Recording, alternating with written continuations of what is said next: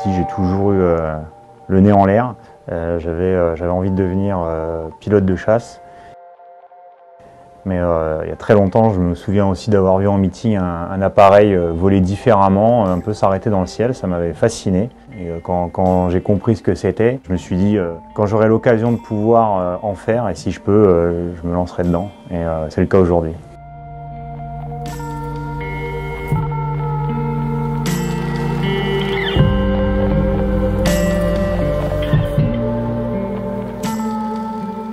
Nous, notre job, c'est de représenter le savoir-faire de l'armée de l'air dans les meetings aériens. Et en parallèle, on fait également de la compétition, parce que la voltige aérienne, c'est un sport reconnu de haut niveau.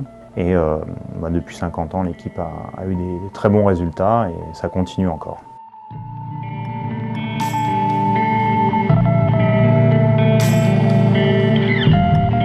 En escadron, tous les matins, on commence par le hack, c'est-à-dire qu'on est sûr que tout le monde est au même temps, hein, c'est l'horloge universelle.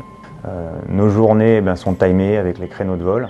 Et après en compétition, c'est pareil. Donc c'est vrai que généralement les pilotes, on a plutôt le nez assez souvent rivé sur le cadran de la montre pour voir où on en est, le temps qui reste et puis comment on est en train de gérer le facteur temps.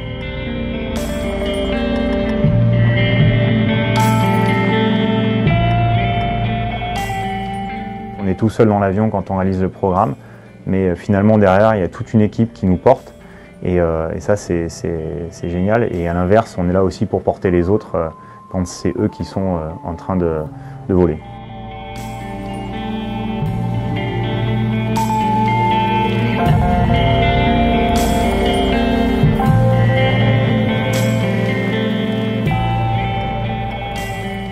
La pratique de la voltige, moi souvent je le compare à un art martial.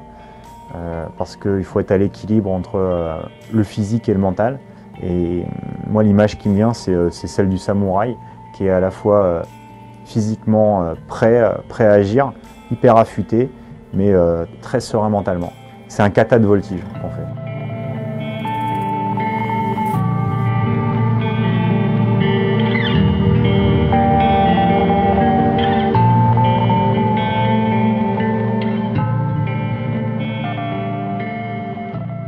Jusqu'à quand j'aimerais voler?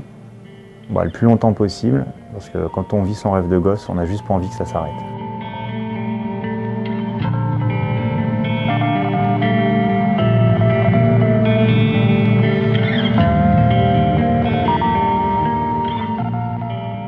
Capitaine Alexandre Orlowski, je suis pilote et commandant de l'équipe de voltige de l'armée de l'air.